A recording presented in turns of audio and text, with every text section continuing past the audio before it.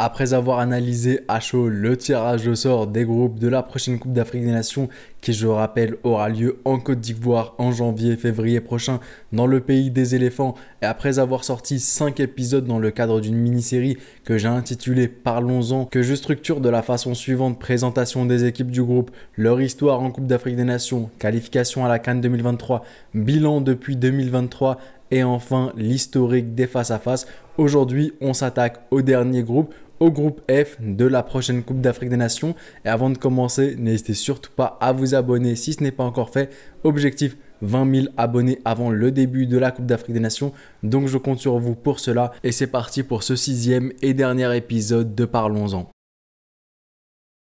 Et on commence tout d'abord avec la présentation des équipes de ce groupe F, de ce dernier groupe. On a le Maroc, la République démocratique du Congo, la Zambie ainsi que la Tanzanie.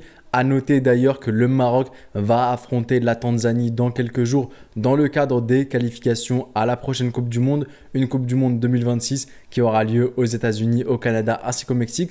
Et surtout, le Maroc, la Zambie ainsi que la Tanzanie sont dans le même groupe des qualifications à la prochaine Coupe du Monde. Il n'y avait pas que le Maroc et la Tanzanie, il y a aussi la Zambie qui est avec eux. Et maintenant qu'on a présenté les équipes de ce groupe F, passons à la deuxième partie, histoire en Coupe d'Afrique des Nations. Et on commence avec le Maroc, les Lions de l'Atlas. En janvier et février prochain en Côte d'Ivoire, le Maroc jouera sa 19e Coupe d'Afrique des Nations.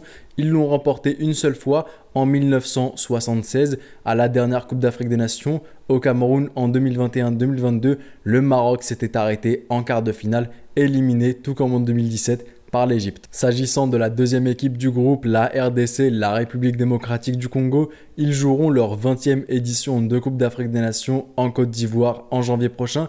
La RDC l'a remporté à 2 reprises.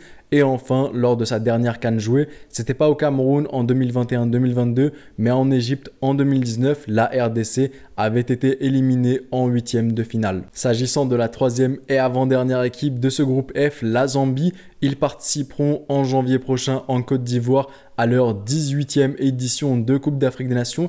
La Zambie l'a remporté à une reprise en 2012 avec Hervé Renard. Et enfin, lors de leur dernière CAN jouée, c'était en 2015 qu'ils avaient joué la CAN. Ils n'ont pas joué en 2017, en 2019, en 2021-2022. La Zambie avait atteint le stade des phases de groupe. Ils ne l'avaient pas dépassé. À noter d'ailleurs que ce groupe F, c'est le seul groupe et c'est d'ailleurs le groupe qui contient le plus de pays à avoir remporté 2 Coupes d'Afrique des Nations. Tous les autres groupes ont un vainqueur ou 2 vainqueurs maximum.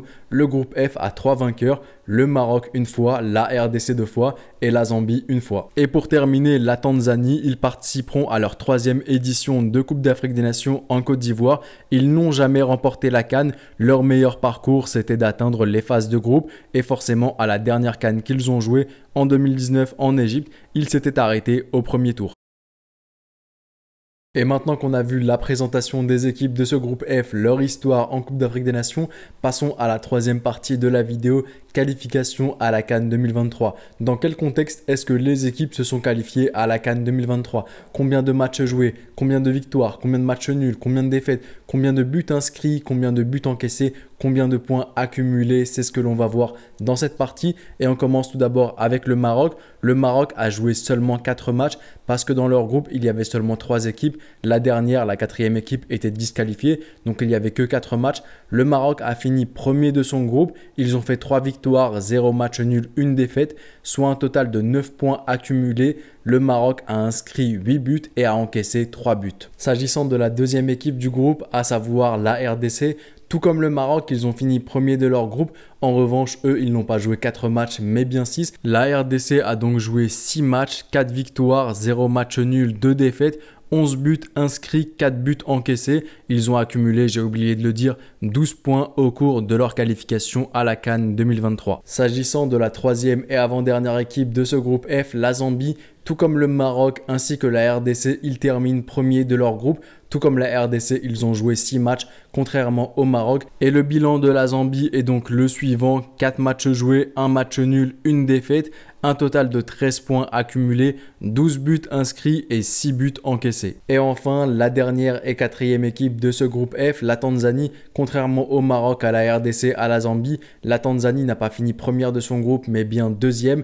La Tanzanie a joué 6 matchs, tout comme la RDC et la Zambie. Et leur bilan est donc le suivant: 6 matchs joués, 2 victoires, 2 matchs nuls, 2 défaites, un total de 8 points accumulés. La Tanzanie a inscrit 3 buts et a encaissé 4 buts, faisant partie des 2 seules équipes avec le Mozambique à avoir encaissé plus de buts qu'elles n'en ont inscrit.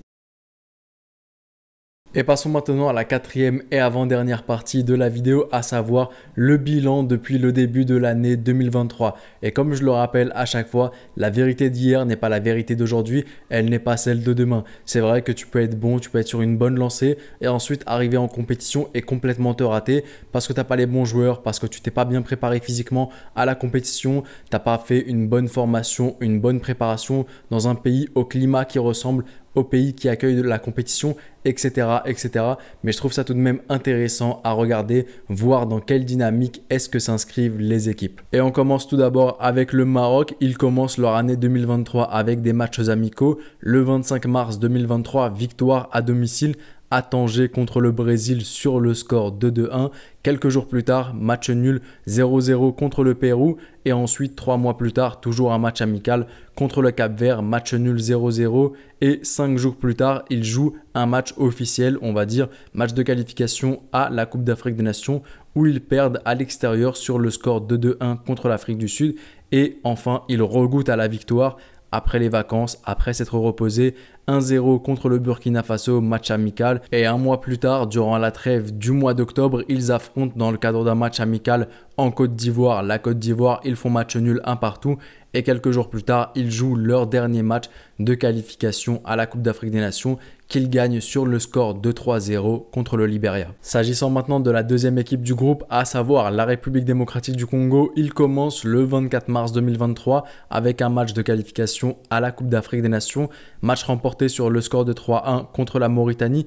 Quelques jours plus tard, ils jouent un match contre la Mauritanie à l'extérieur. Le match, il y a eu une petite histoire derrière. Ils l'ont finalement remporté sur le score de 3-0. Je ne sais plus exactement c'était quoi l'histoire. Est-ce que la Mauritanie avait fait jouer un joueur qui ne pouvait pas jouer pour des raisons de carton, pour des raisons de nationalité? Quoi qu'il en soit, le match a été compté comme une victoire de la RDC. 3 mois plus tard, lors d'un match amical en juin, la RDC bat l'Ouganda sur le score de 1-0.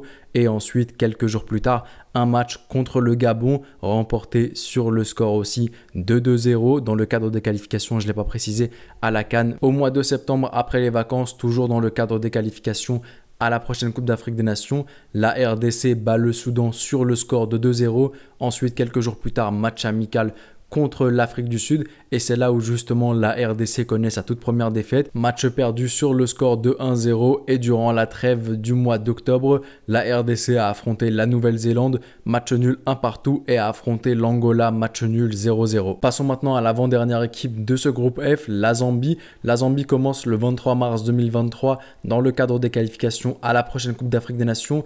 Match à domicile remporté sur le score de 3-1 contre le Lesotho. Quelques jours plus tard, toujours contre le Lesotho à l'extérieur, entre guillemets, victoire sur le score de 2-0. Ensuite, on a un match amical le 12 juin 2023, match perdu contre le Koweït sur le score de 3-0, mais ils se vengeront quand même quelques jours plus tard, 3-0 contre la Côte d'Ivoire dans le cadre des qualifications à la prochaine CAN. Ensuite, on a COSAFA Cup. Après cela, on a qualification à la prochaine Coupe d'Afrique des Nations. En septembre, match nul 1 partout contre les Comores à l'extérieur entre guillemets. Et ensuite, durant le mois d'octobre, 2 matchs amicaux. Un match amical contre l'Égypte perdu sur le score de 1-0. Et enfin, un match contre l'Ouganda remporté sur le score de 3-0. Et on termine avec la Tanzanie. La Tanzanie qui n'a joué aucun match amical contrairement à toutes les équipes du groupe. Elle a simplement joué ses matchs officiels. On commence le 24 mars 2023 dans le cadre des qualifications à la prochaine CAN. Victoire contre l'Ouganda à l'extérieur. Ensuite, défaite contre l'Ouganda à domicile sur le score de 1-0. 3 mois plus tard, au mois de juin, la Tanzanie bat le Niger sur le score de 1-0 à domicile. Et enfin, à l'extérieur, au mois de septembre, après les vacances, en Algérie, la Tanzanie fait match nul 0-0 contre l'Algérie. Et maintenant qu'on a fait la présentation des équipes du groupe, leur histoire en Coupe d'Afrique des Nations, leur qualification à la CAN 2023, leur bilan depuis l'année 2023, passons maintenant à la 5e et dernière partie de la vidéo, l'historique des face-à-face entre chacune des équipes du groupe. Et on commence tout d'abord avec Maroc, République démocratique du Congo. 11 matchs se sont joués, 3 victoires côté marocain, 5 matchs nuls et 3 victoires côté de la RDC. Maroc-Zambie, on a eu 18 matchs joués, 9 victoires côté Maroc, 3 matchs nuls, 6 victoires côté Zambie. Maroc-Tanzanie maintenant, 4 matchs se sont joués, 3 victoires du Maroc, 1 victoire de la Tanzanie.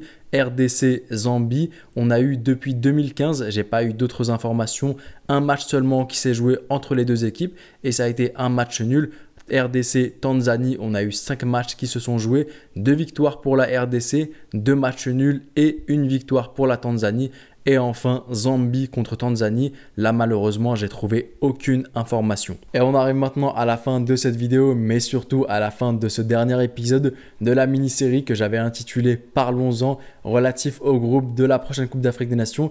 Mais ça ne veut pas pour autant dire que j'arrête de parler des groupes de la prochaine Coupe d'Afrique des Nations ou même de la Coupe d'Afrique des Nations. Ne vous inquiétez pas, d'autres vidéos vont sortir à ce sujet-là. En tout cas, à vous maintenant de jouer dans l'espace commentaire, à vous de me dire si la vidéo vous a plu, si vous avez appris de nouvelles choses, de me corriger surtout, ça fait beaucoup de surtout là, mais la dernière partie historique des face-à-face, parfois il y a des données, il y a des bases de données qui divergent, on n'a pas toujours les mêmes infos, parfois il y a des sites qui donnent uniquement les matchs depuis 2010 ou depuis 2011, depuis 2008 parfois j'ai trouvé, donc j'ai pas l'intégralité des informations, mais si vous avez des infos, n'hésitez surtout pas à me corriger, je me ferai un plaisir de tous vous lire. C'était le petit pharaon, prenez soin de vous et de vos proches et je vous dis... Arrivederci.